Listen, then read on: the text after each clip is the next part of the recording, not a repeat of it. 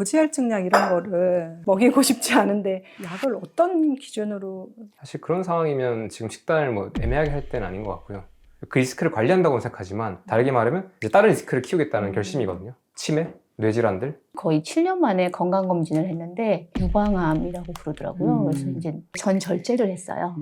그러고 나서 이제 병원에서 항호르몬제를 처방을 해주셨는데 호르몬이 완전히 뚝 떨어지니까 밤에 잠도 못 자고 먹기 전에도 그거에 대한 그 부작용은 많이 알아봤었어요. 근데 제가 체감하니까 아 이거는 이렇게는 못 살겠다. 과감히 그 약을 끊고 식단으로 내가 이걸 이겨내는 걸 보여줘야겠다. 너무나 효과가 좋았었어요. 저희 작은 애는 진짜 한 달 따라 했거든요, 식단을. 근데 생리통이 그 한 달 동안 없었어요.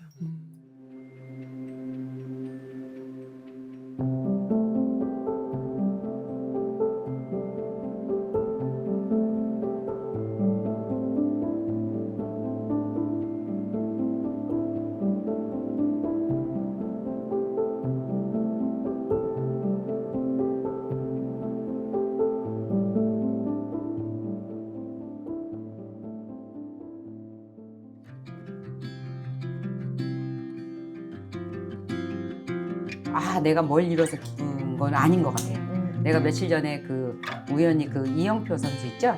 네. 이영표 선수 그 인터뷰하는 걸 봤어요. 근데 그 사람이 그 인터뷰가 아니라 그 어디서 강연하는 거였는데 교회에서. 근데 그분이 그런 거야. 자기는 어렸을 때 꿈이 축구 선수였고, 그래서 진짜 열심히 해서 축구 선수가 됐고, 그 다음에 정말 국가대표가 정말 꿈이어서 정말 열심히 해서 국가대표가 됐고, 그 다음에 꿈이 진짜 월드컵 나가보는 건데 정말 월드컵을 나가보는 거고. 그 다음에 정말 그 다음 꿈이 유럽에서 선수 생활하는 게 꿈이었는데 진짜 유럽에서 선수 생활을 했고 그 다음에 꿈이 정말 멋지게 퇴직하는 건데 그래서 퇴직을 해서 3번이나 파티를 하면서 그 퇴직도 멋있게 끝내고 그러고 났는데 너무 그때부터 이제 이게 깊은 우울에 빠진 거예요. 다 이루고 나니까. 이것 때문에 이게 인생이라고 그러고 살고 오로지 그것만 보고 뭔가 이루는 데만 초점을 맞추고 살았는데 이 공허감과 이 허전함을 감당을 못하는 거예요. 그래갖고 막 들어박혀 앉아서 맨날 기도하고 성서만 쓰고 맨날 그 새벽 기도만 다니고 막 그랬나 봐요. 근데 그 공허함을 감출 수가 없었다는 거예요. 그러고 나서 그 사람이 나중에 느끼게 된 게 뭐였냐면은 그때 그랬대요. 그러고 나서 그걸 알고 나서 자기가 그럼 나 지금부터 뭐 하지? 가 아니래요. 뭘 하는 건 이제 아니다. 내가 여지껏 뭐를 하느라고 물론 최선을 다해서 살았지만 뭐 하느라고 거기에 빠져서 내가 이렇게 뭔가 공허함 자체도 이제 못 느끼고 살았던 거잖아요. 근데 그분은 이제 철저한 신앙인이니까 이제 그 원인이 하나님이 주시는 그 은총이라는 걸 아니까 그러면서 거기서 뭐라 그러냐면은 그게 아니었구나. 내가 뭘 이뤄서 사랑을 받는 게 아니라 그냥 오늘 하루. 그러고 나 집에서 쉬고 퇴직을 해보니까 늦게 거기 늦둥이 셋째를 낳는데 셋째 하원시키고 등원시키고 걔네들 거 뭐 간식 챙기고 먹은 거 집에서 설거지하고 자기가 봤을 때는 하나도 안 이루는 삶 있잖아요. 일상적인 삶. 저렇게 정말 보람차지도 않고 뭔가 이렇게 그 가치 있게 생각되지 않는 일들을 하는 그런 일을 해보면서 자기가 너무 충만했다는 거예요.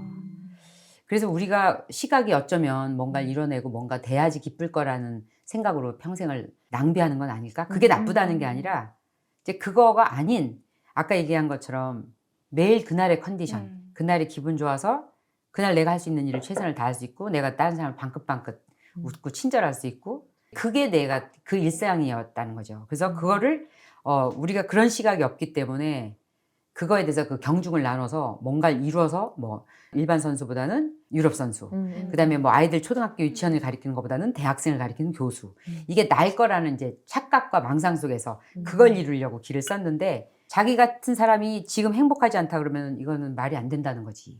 모든 사람이 봤을 때. 넌 다 이뤘잖아. 근데 아니었다는 거예요.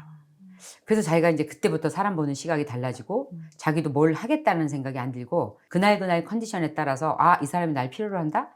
그럼 내가 가서 그 사람을 강연을 해달라 그러면 기쁘게 가서 해주고 그런 일을 하고 사는데 진짜 충만하다는 거예요. 근데 그걸 우리가 지금 이미 그렇게 하루하루를 그걸 느끼고 살면은 그게 일생이 되는 거잖아요.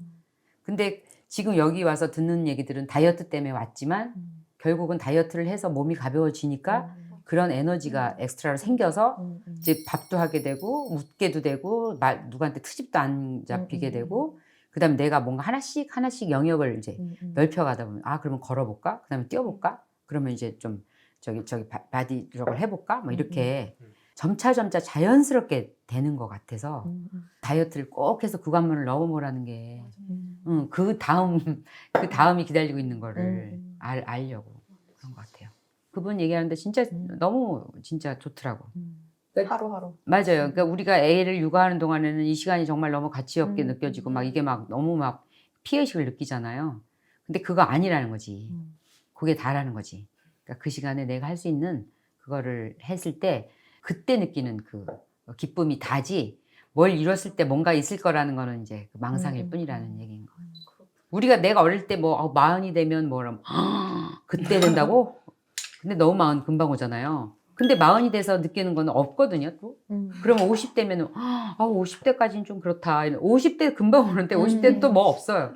60대는 마찬가지고, 그다음부터는 이제 점점 이렇게 더 막 스스로 처량해져 가는 느낌이 들 수가 있는데, 그거하고 나이하고 상관없이 내 몸을 바꿔서 나를 진짜 에너지를 쓸 수 있는 사람으로 바뀌면 내 안에 있는 감춰져 있던 잠재력을 쓰게 되니까 자연스럽게. 그래서 활색이 바뀌면 좋은 인연이 계속 생기고 진짜 좋은 일이 계속 생기고 그다음에 좋은 일을 알아보는 그 안목이 생기고 그리고 또 그걸 또 선택할 수 있는 힘도 생기고 그래서 그런 자리들을 찾아가다 보면은 이렇게 구성원들이 바뀌고 이렇게 되는 것 같아요. 낯빛부터 시작한다는 말이 이제 뭐가 먼저인지 사실 모르겠지만 낯빛이 바뀌면 너 좋은 일 있으려나 보다 이렇게 맞는 것 같아요. 그러니까 잘 먹어야 되는 게 맞지. 저희 작은 애는 진짜 한 달 따라 했거든요, 식단을. 근데 생리통이 그 한 달 동안 없었어요. 그러니까 여자애들은 뭐 진짜 울면서 다시 오고 진짜 생결을 진짜 아파서 쓰는 애인데 그런 아이구나. 예. 근데 이제 그 이후에는 안 하죠. 못 하죠. 이제 본인이 친구들하고 먹는 게 또 좋으니까 그렇지. 못 하는데 본인이 알아요. 엄마 그렇게 하면 안 아픈 거 아는데 그거 지금은 끊지 못하겠어. 나중에 그럼요. 성인 되면 그럼요. 할게. 막. 그럼요. 그러니까 내가 할 수 있어서 걔가 언젠가 할 수 있을 때 자발적으로 해달라고 할 때 도와줄 수 있는 사람이 되면 그러면 된 거지. 그거를 내가 할 때 같이 시작해야 되는 건 아니잖아요. 우리도 우리 부모가 얼마나 수많은 얘기를 했겠어. 근데 하나 궁금한 게 이제 남편이 그때 이제 하면서 이게 경동맥 이게 나오다 보니까 혈압약, 고지혈증약, 동맥경화 뭐그 약을 먹는데 혈압은 양을 최소량으로 줄이긴 했어요. 병원 이제 혈압이 떨어졌으니까 살 빼고 나서. 근데 이제 그 고지혈증약 이런 거를 거기서는 이제 계속 먹어야 된다고 하는데 병원에서는 제 생각에 먹이고 싶지 않은데 어쨌든 너무 많이 막혀 있으니까 이게 또 불안한 게 있잖아요. 이제 혈전이 절대 생기면 안 되는 상황이니까 약을 어떤 기준으로 줄이거나 가서 또 안 그 다음에는 검사는 안 해보셨어요? 그대로래요. 막힌 거는? 아, 그대로래요? 네. 고지혈증 약은 셀레늄이랑 같이 드시나요, 혹시? 고지혈증 약은 꼭 셀레늄이랑 같이 드셔야 된다고 제가 코큐텐하고 셀레늄을 감소시킨다고 하더라고요, 그 약이. 근데 이제 그 약은 맞은 걸 또 부작용을 주죠. 음. 그러니까 그 리스크만 좀 막아주고 다른 문제들은 계속 키우는 상황일 거고 사실 그런 상황이면 지금 식단을 뭐 애매하게 할 때는 아닌 것 같고요. 식단에서 할 수 있는 것들을 확실하게 해야 될 거고 검진 수치를 이제 경동맥 수치 말고 이제 피검사 수치에서도 추가로 해야 되는 것들 아마 옛날에 말씀드린 적이 있었을 텐데 그런 수치들 확인하면서 저는 습관들, 식단 완전 엄격하게 할 것 같아요. 그러면서 그런 수치들의 변화를 확인할 것 같고 다만 막혀있는 부분들에서 어떻게 해결할지는 잘 모르겠어요. 그렇죠. 네, 거기서 리스크가 존재하는 건 맞으니까 그래서 다 조심스러울 것 같아요. 그렇죠. 이분처럼 한번 이렇게 해보는 혈당? 진짜 이렇게 뭔가 이렇게 체크를 해가면서 바이오해크 한다 생각하고 자기 몸으로 한번 그 변화를 보면서 그렇게 해볼 수도 있을 것 같아요. 어려워요, 근데. 나포지단백 B라고 한 수치랑 그다음에 LPA라는 수치랑 그다음에 호모시스테인 그다음에 염증 수치들 얘들을 꼭 3개월에 한 번씩 볼 것 같아요, 저는. 보면서 내가 3개월 동안 했던 거에 기반으로 변화가 어떻게 되는지 확인하면서 얘 나아지는지 나아지고 있다면 약을 조금 줄일 수 있을 것 같긴 해요. 길이 조금 막혀 있는 거긴 하지만 내가 이제 내 몸 상태, 흐름 상태에 내가 문제를 안 만들고 있으면 여기서부터는 전 괜찮을 것 같아요. 근데 막힌 게 있기 때문에 걔에 대해서 뭐 시술을 하거나 그런 게 수술이 아니면 그럼 저는 여전히 앞으로는 사실 뭐 선택을 해야 되는 것 같아요. 약을 계속 먹을 건지 아니면 습관을 완벽하게 해서 막힌 것 이외의 대사 상태를 그냥 클린하게 만들 건지를 할 것 같아요. 그리고 또 시간이 지나서 보겠죠. 이제 뭐 11개월밖에 안 되는데 40년 이상, 50년 이상 했던 습관을 만든 문제가 있는데 걔를 또 막고 고치는 데는 뭐 한 10년이 걸리지 않을까? 근데 안 좋아질 수가 없을 것 같아요. 길게 하다 보면 안 좋아질 수가 없을 것 같아. 근데 이제 약간 제 생각엔 음식 별로 그렇게도 관심이 없었던 분이었잖아요. 그러니까 답은 사실 음식을 조금 더 이제 똑바로 많이 해먹는 걸 집중할 수밖에 없을 것 같아요. 저라면 약간 이런 상황에서 이런 고민에서는 선택의 여지가 없을 것 같아요. 왜냐면 고지혈증 약을 먹는다고 선택한다는 거는 사람들은 그걸 그 리스크를 관리한다고 생각하지만 다르게 말하면 이제 다른 리스크를 키우겠다는 결심이거든요. 치매, 뇌질환들, 그러니까 몸에 있는 지방, 콜레스테롤 운반에 방해가 되는 행동이거든요. 그러니까 다른 것들을 키우겠다는 거예요. 이제 앞으로 나이 들었을 때 다른 병들, 아까 말씀했던 뭔가 결핍 문제도 만들 것이고 고지혈증약 먹으면 이제 그런 결핍들 생기죠. 미네랄 결핍들. 그러면 사실 답은 이쪽 방향이 아니긴 한데 그러면 음식, 잠, 운동은 근데 좀 확실한 것 같아요. 운동은 근데 아까 말씀하셨는데 헬스를 할 필요가 없고 재밌는 거 하면 돼요. 재밌고 땀 뻘뻘 나게 해도 괜찮은 거, 재밌게 그냥 몰입할 수 있는 거. 또 두 분이 제가 보기엔 또 서로 친구처럼 잘 노시니까 둘이 같이 할 수 있는 운동들 괜찮을 것 같고. 배드민턴 같은 거. 그러니까 거기를 쫓아가고 있긴 한데 제가 네. 남편이 배드민턴 하세요? 네, 축구랑 배드민턴을 했는데 이제 아킬레스건이 끊어졌으니까 제가 이제 배드민턴이요? 이제 그런 축구는 거 하지 하죠. 말라고 그러고 어. 배드민턴 해요. 배드민턴이 괜찮죠. 자기는 근데 살이 빠져가지고 이게 힘이 안 든대요. 어. 뛰는데. 근데 저는 조금 불안하죠. 또 끊어질까봐. 또 이제 격하게 하면 할 수 있죠. 저 대학생 때 배드민턴 했었거든요. 근데 이게 딱 제가 생각하기에 남녀노소 하기 좋은 스포츠인 것 같아요. 테니스는 조금 부담스럽고 배드민턴은 또 뭐가 좋냐면 의식을 안 해도 워낙 그냥 재밌어 뛰어다니다 보니까 탁구처럼 그냥 자연스럽게 몸이 힘들게 운동을 하게 돼요. 나중에 오면 힘든 거고. 공 줍다가 땀나죠. 주울 때 땀나. 그리고 좋은 게 사실 우리 운동할 때 자꾸 근육 키우는 것만 생각하는데 뇌 쓰는 것도 되게 중요하거든요. 계속 뇌가 빠른 뭔가 시선을 돌리면서 계속 집중하고 상대의 의도를 생각하고 나의 상태를 생각하고 거기다 유산소도 하고 있고 근력도 쓰고 있고 민첩성 다 하잖아요. 그러니까 이게 뇌나 전신이 엄청 좋다는 느낌이 전 들었어요. 근데 이거를 또 재밌게 웃으면서 하잖아요. 헬스처럼 이렇게 수련하는 게 아니라 그냥 게임이잖아. 아드레날린도 막 나오고 도파민도 나오고. 그래서 저는 그 스포츠를 약간 뭐 굳이 좋아하는 게 없다면 누구나 다 한 번쯤 시작해보는 건 괜찮다.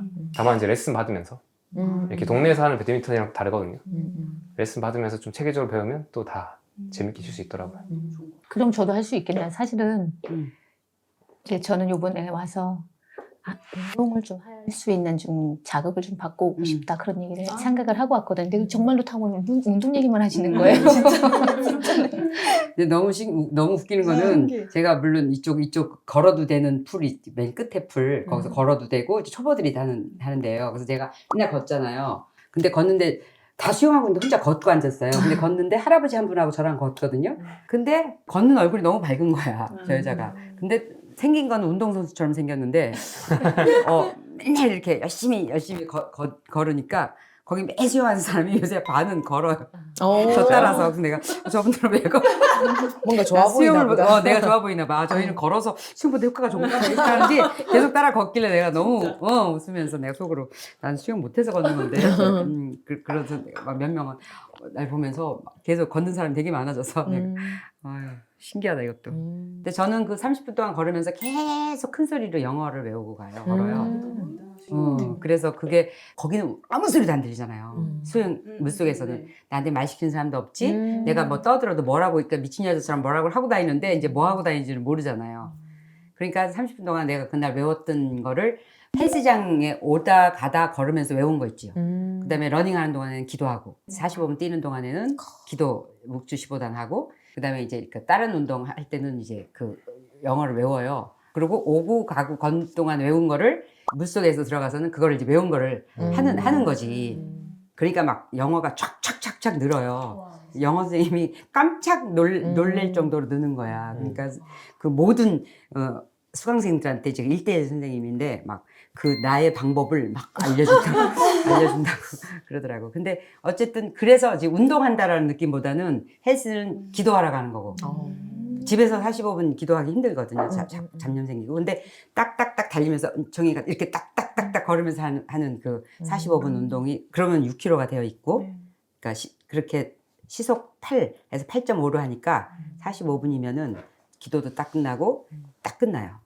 그렇게 해서 나는 이제 운동하러 가는 거는 기도하러 가는 거고, 올 때 내릴 때 걸으면서 이제 영어 그 노트를 들고 큰 소리로 이제 하면서 가고, 그리고 수영장에서는 이제 그거 브러쉬업 하러 가는 그렇게 하니까 샤워하고 그러고서 오니까 아침이 이제 그렇게 되는 거죠. 근데 아까 말씀 안 드렸는데 태극권 한번 해요. 어, 그 태극권도 매일이요? 원래 관심이 되게 많았거든요. 근데 이제 김정일 교수님 태극권 이야기 하셨잖아요.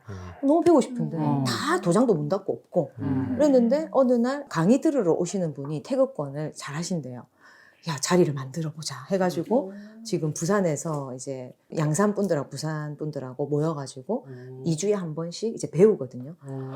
너무 좋아요. 그래서 제가 안 좋을 이번 수가 없지. 봄부터는 1일 1태국권을 하겠다 해가지고 딱 하는데 이게 다 움직임이 느리니까 이게 움직임 명상인 거예요, 정말. 그리고 지금 아직 한 4분의 1도 안 배웠는데도 이제 엄청 이제 많이 배웠거든요. 근데 정말 어떤 하시는 분은 어떤 운동을 해도 몸이 아파서 운동을 못 하시는 거예요.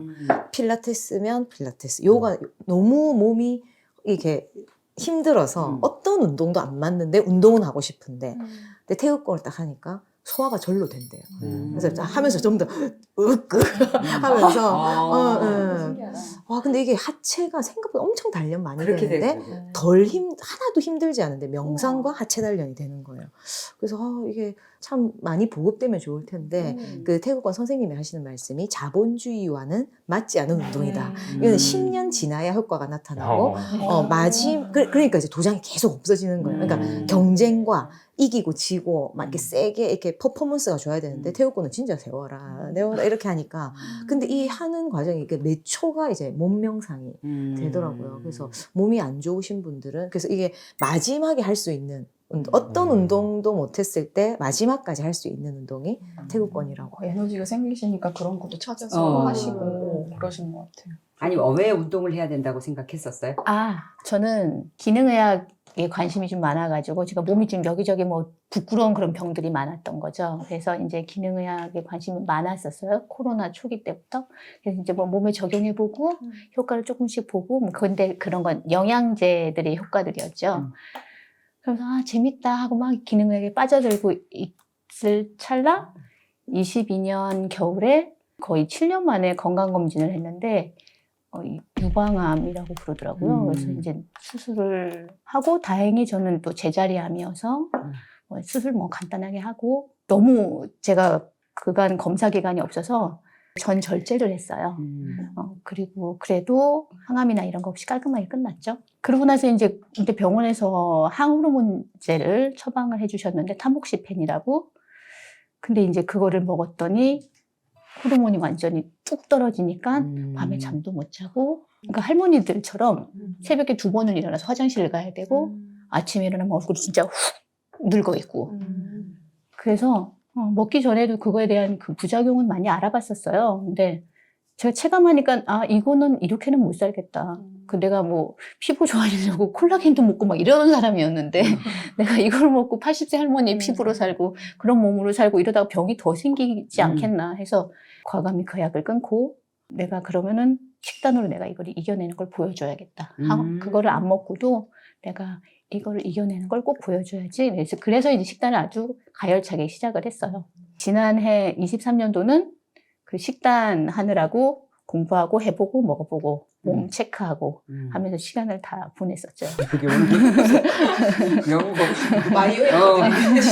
완전히 오늘은 그 시리즈네. 거의 1년을 그렇게 다 보낸 것 같아요. 근데 정말 뭐 너무나 효과가 좋았었어요. 저는 약 끊은 것도 너무나 잘했던 결정이라고 생각되고 물론 이제 기수가 높으신 분들은 저처럼 이렇게 하기 어렵죠. 저는 뭐 연기였고 그래서 할 수 있었고 그런데 몸이 한참 이제 식단에서 좋을 때는 뛰고 싶기도 하고 해서 운동도 많이 했었어요. 근데 23년 겨울 그러니까 식단 시작하고 1년쯤 됐을 때 그리고 이제 그쯤 되니까 몸이 아팠던 뭐 수술대 위에 올라갔던 그런 기억이 자꾸 이제 사라지는 거예요. 그래서 음식도 이제 좀 자유롭게 먹고 싶고 내가 언제까지 이걸 이렇게 매여서 살아야 되나 좀 더 편하게 좀 살아보자 이런 마음도 들고 해서 조금씩 먹다 보니까 몸이 조금씩 이제 망가지는 거고 이게 조금 먹는 게 정말 어려운 거예요. 아예 안 먹을 땐 그렇게 안 어려웠거든요. 그러니까 조금씩 먹는 게 너무 어렵더라고요. 그렇게 겨울을 지나면서 다시 좋아질 수 있었으나 저희 가정에 약간 좀 고민거리가 좀 생겼어요. 저희 큰아이가 이제 중3 여자아이인데 뭐 학교에 좀 부적응이 있어가지고 올 초에 3월부터는 지금까지 아직 학교를 안 가고 있거든요. 그러니까 이런 그 마음에 스트레스가 쌓이니까 더 이제 제가 조절이 안 되는 거죠. 뭐 하다가 이렇게 애들이 있으니까 과자나 뭐 이런 음식들, 치킨들이 이렇게 있는데 보통 때 같으면 그거를 이거 뭐 이런 음식인데 내 몸을 위해서 안 먹지 했는데 그게 안 되는 거. 내가 이것까지 참아야 되겠어? 그래서 하나씩 집어 먹다 보니까 금세 염증이 막 이렇게 이런데 저희가 이제 임파선이 항상 이렇게 부어 있었거든요. 나쁜 걸 먹으면은 금세 여기가 붓더라고요. 치주염도 그렇고 손가락 이런 데도 어깨 염증 이런 게 좀 많았어서 그런데 그때 연락이 오신 거예요. 그래서 내 가야 되나 말아야 되나. 죽으라는 법은 없나 보다. 이렇게 선물을 주시는구나. 정신 차려야겠다. 그러나 이제 잘 준비가 안 되더라고요. 제가 그때 또 상황에서 제가 못 태어나올 때였어요. 그 상황에 제가 좀 매몰돼 있었죠.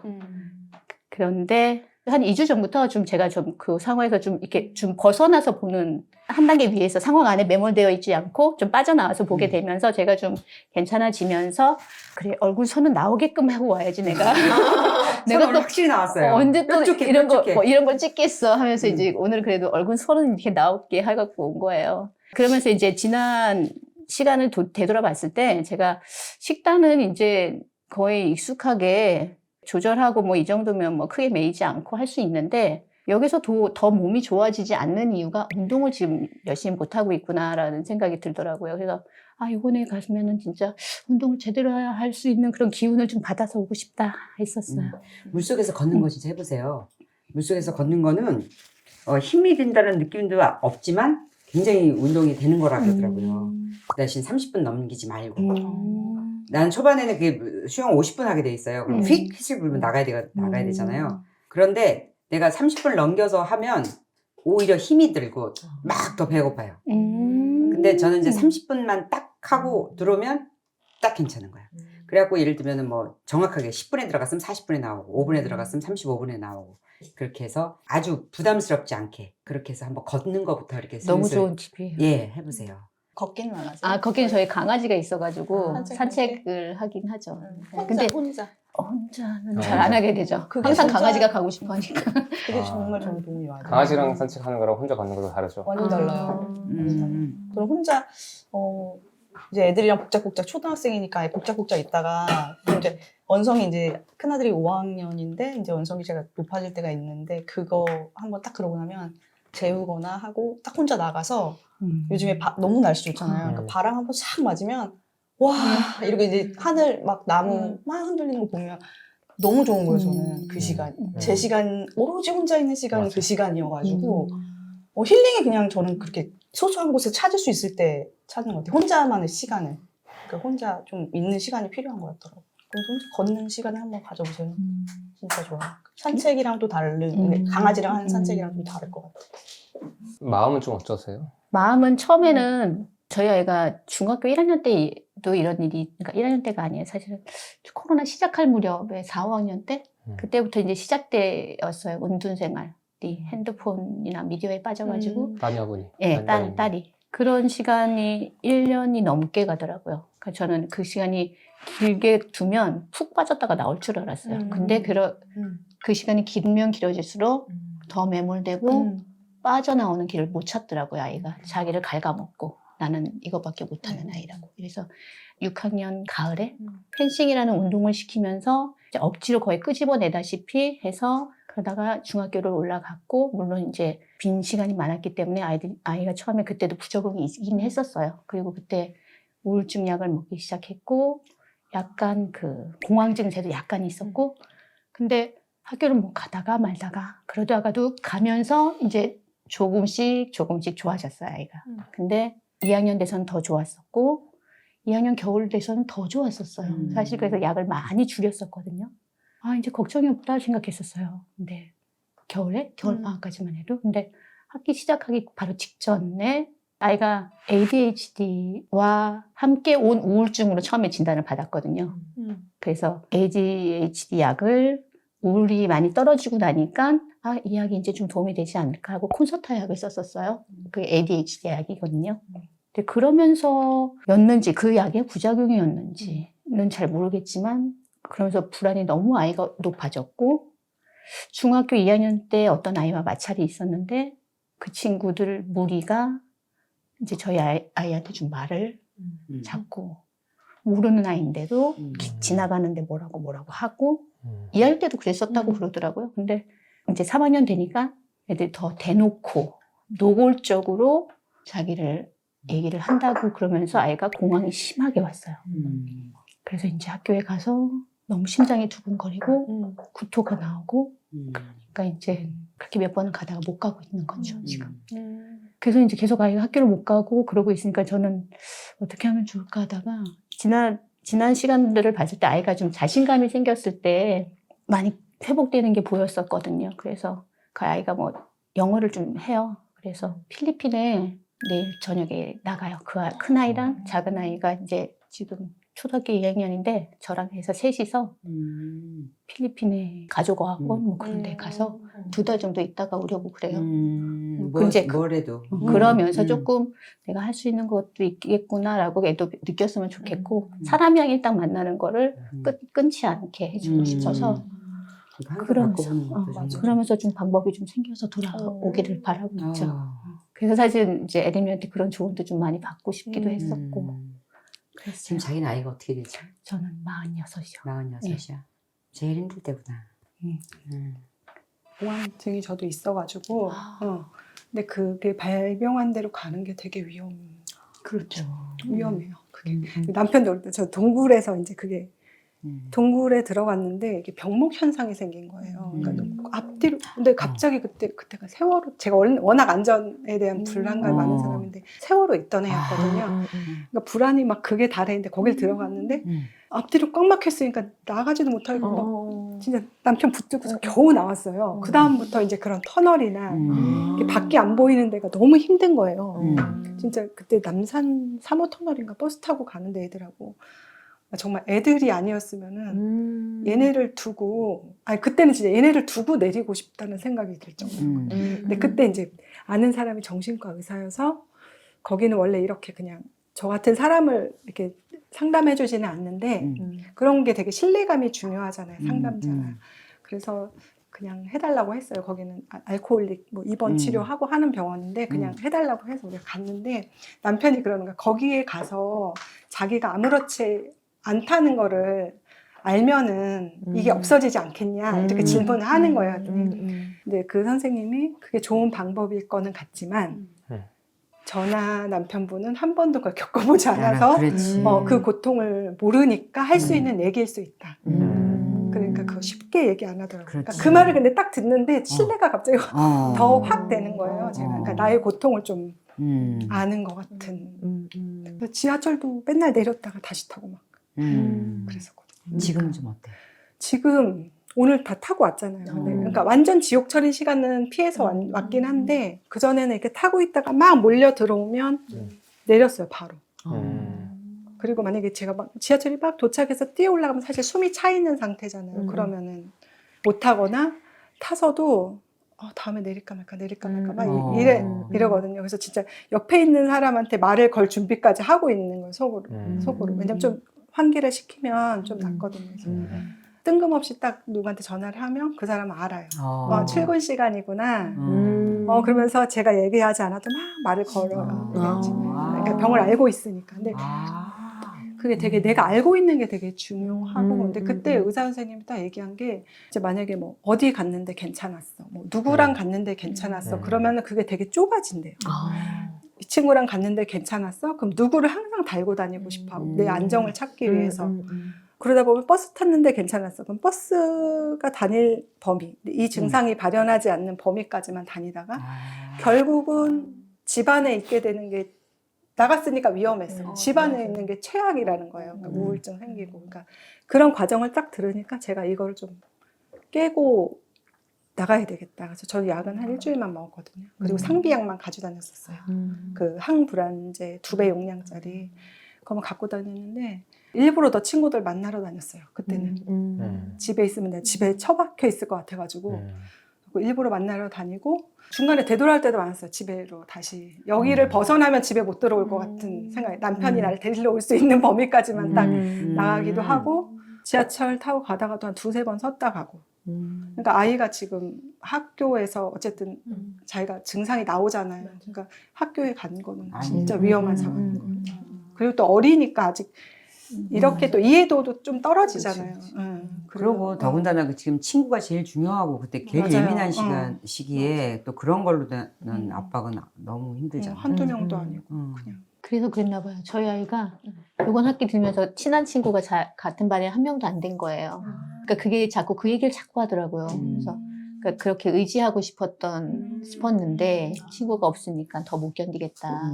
그 얘기가 저는 잘 안 됐었거든요. 그 너무 얘기가. 너무 큰 거다 그게. 그런 사실 그런 상황이나 증상이 없어도 사실은 요즘 애들은 친한 친구 없는 게 되게 불안한 상황이잖아요. 우리가 그렇게 표현을 안 해서 그렇지 굉장히 많은 인구가 그러나 봐요. 그럴 것 같아. 네. 모르고 지나가기도 모르고 하고, 지나가기도 내가 하고, 그러는 게. 예, 그리고 표현을 안 하니까 이제 가까이 있는 사람도 모르고, 근데 왜 이렇게까지 예민하게 하지? 버스 두 정거장 타고 나 내릴래 이러고 막 그런데 그 얘기를 안 해서 몰랐었던 거지. 봤더니 근데 공황장애 이런 게 지금 표면화되고 나 공황장애야 이렇게 하기 시작한 지 그렇게 오래되지 않았어요. 우리 젊었을 때만 어릴 때만 해도 그게 뭔가 했었거든요. 그리고 그렇게 얘기하면 이해를 잘 못 받고 그랬었던 것 같아요. 저희 엄마도 그러고 보니까 제가 대학교 1학년 때 엄마가 많이 아팠는데 뭐 때문에 아픈지 사실은 제가 놀러 다니느라고 엄마한테 많이 물어보지 못해서 꼭 그런 걸 것 같아가지고 제가 여쭤봤어요. 무슨 증상이 있었냐?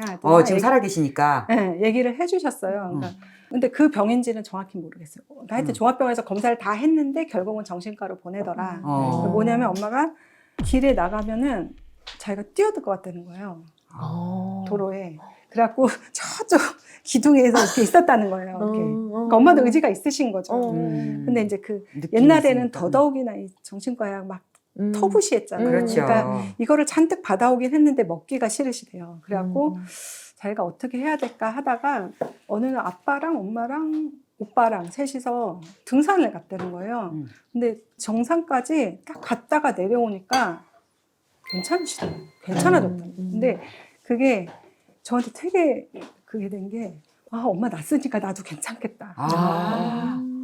엄마는 약 한 봉지도 안 드시고 그거 자기 다 갖다 버렸다고. 그래서 나도 괜찮겠다 싶어서 어머나, 좀 되게 마음이 딱 편해졌어요. 그때. 잘 물어봤네. 네. 나도 그런 거 있다고 얘기는 그렇지. 안 하고 그 얘기하면 엄마 걱정하시고. 너무 걱정하실 거예요. 엄마는 또 아니까 그게 얼마나 고통스러워 하시겠어. 우리가 지나고 이해 못했던 그 순간들이 아마 그분들은 그런 걸 겪고 있었을지도 모르는 사람이 많아요. 필리핀 가는 거는 친구가 괜찮다고 동의를 했어요? 처음에는 이제 길어야 일주일이라고 생각한 거죠. 제가 그런 건 자세히 얘기를 안 한 거죠. 근데 자꾸 듣다 보니까 난 2달은 못 가. 지금 집에서 멀리 떠나서 오래 있는 것 자체가 지금 너무 불안한 거예요. 불안이 지금 높으니까요. 그래서 그래 너무 힘들면 오면 되지. 그래, 가는 생각하자. 자꾸 그러지 않아도 돼. 그런데 그래도 자꾸 불안이 올라오는 거죠 지금. 근데 이제 예린님한테 그래도 많이 들어서 그래 이 일로 어떤 나중에 더 좋은 일을 열어주실지 몰라. 그건 확실하지. 그렇게 생각하려고. 그러니까 언제 겪느냐잖아요. 우리가 멀쩡하게 큰 것 같아도 갑자기 막 50대 60대 그 우울로 들어가면 또 헤맬 수 없고 그걸 통해서 온 식구가 다 성장이 되는 거니까.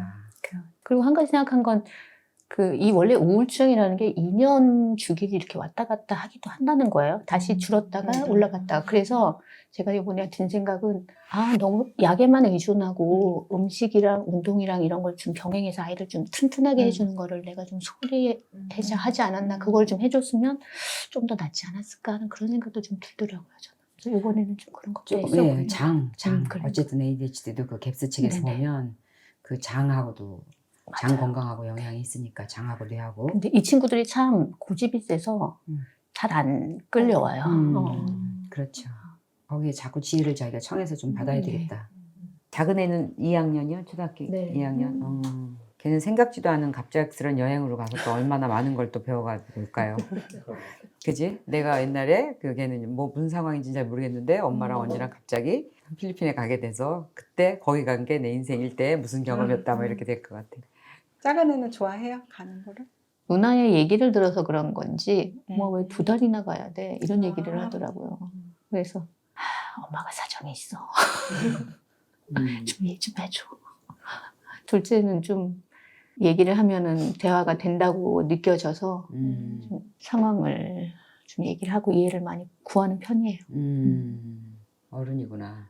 그러니까 날 때부터 누나를 이해해야 됐던 아이라고 그러니까 7살 차인데 중간에 제가 2번을 유산하는 그 몸이 계속 안 좋았겠죠. 제가 2번이 유산이 됐었어요.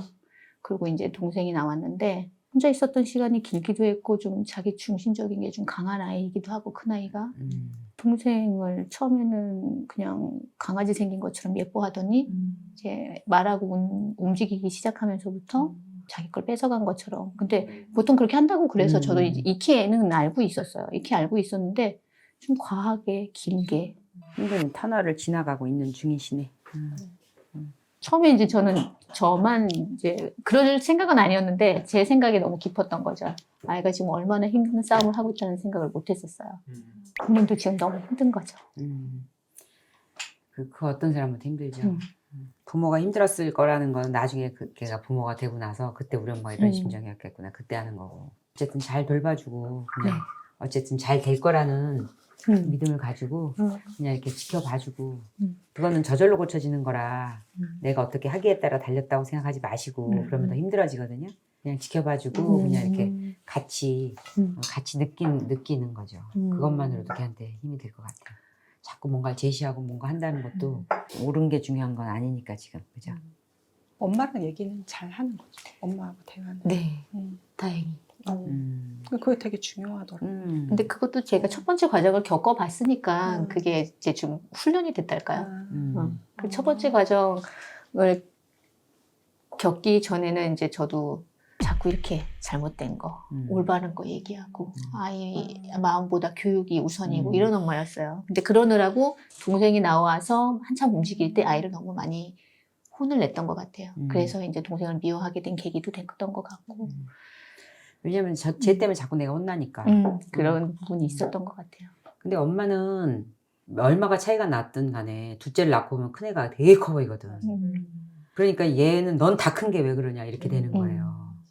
그러니까 얘는 영문도 없지 내가 크긴 뭘 커.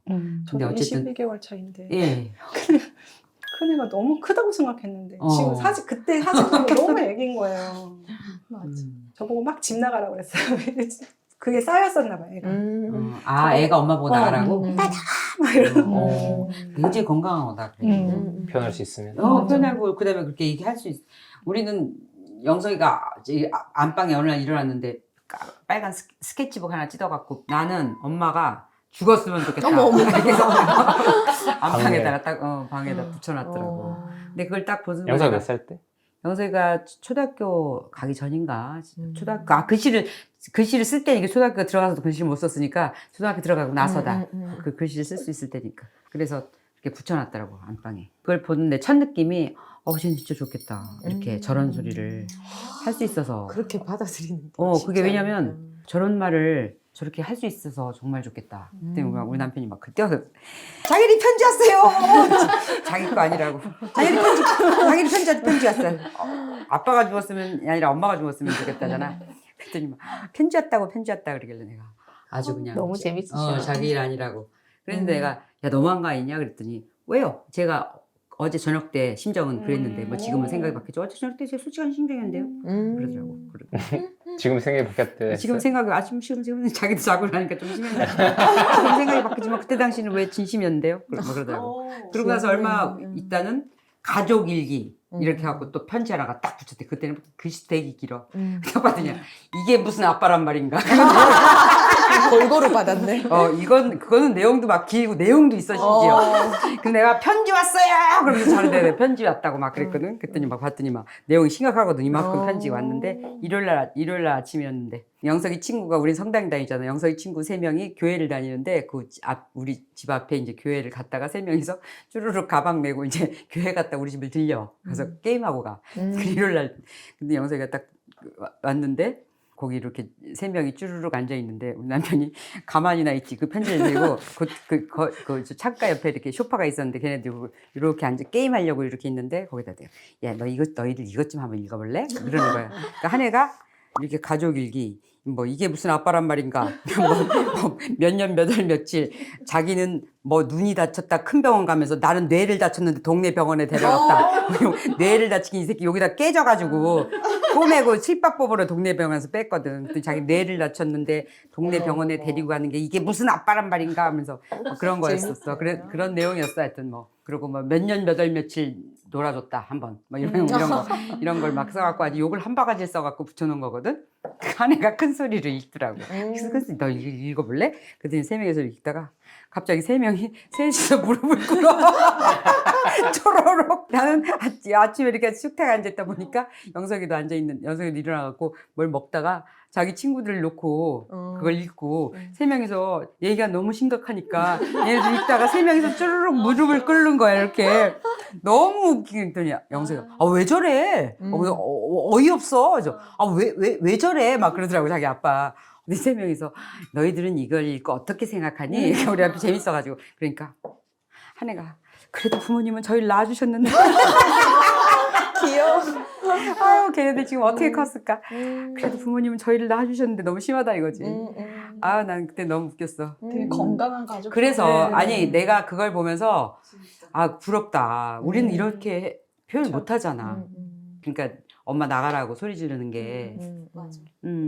근데 애들이 커서 그런 그런 표현을 못 하고 엄마가 무서웠든 엄했든 뭐 그렇게 집안 분위기가 그런 얘기하면 큰일 나는 거의 그렇죠. 그렇게 해갖고 큰 애들이 나중에 뭔가 이렇게 얘기하는데 얘기가 안 통해요. 뭔가 계속 뭔가 필터가 있어. 막 그러고 얘기를 안 해. 웬만한 얘기 부모하고 해봤자니까 안 한다고 하다가 어느 순간에 이제 이 엄마가 이제 그 신앙적인 어떤 그런 체험을 통해서 참고 기다려주기로 하고 이제 걔를 계속 마음을 계속 기도를 이제 살피면서 걔가 이렇게 좋아지고 있는 과정에서 첫 번째 오는 과정이 엄마한테 포악을 떠는 거야. 그러면 내가 와 진짜 잘 됐다. 너무 건강해졌다. 그런 거거든. 그래서 막 그때 나한테 이렇게 쫙 보면서 막 이러기 시작하면 내가 너무 잘 됐다. 이제 그러는 거죠. 그렇게 그런 시간이 필요하지. 근데 이거 쌓아놓을 것도 없이 이게 무슨 가족이란 말, 이게 무슨 부모냐 막 이러면서 하면은 좋은 거지. 그래서 지금 그런 소리 들으면 애가 왜 저래가 아니라 건강하다. 그런 생각이 들어요. 집밥 여기서 진짜 저는 인생을 배우고 다큐예요 저한테.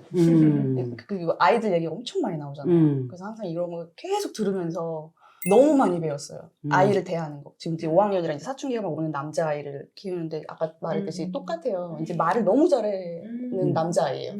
그리고 얘는 귀도 트였고 입도 트인 애라 다 잘 듣고 크고 있네요. 네. 말도 짜자자 해야 돼. 근데 요즘에 이제 저를 이겨서서 말을 더 잘하는 거예요.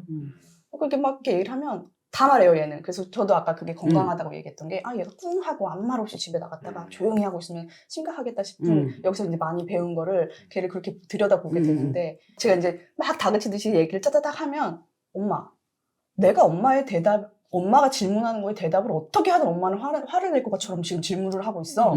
이렇게 얘기를 따박따박 해줘요. 네.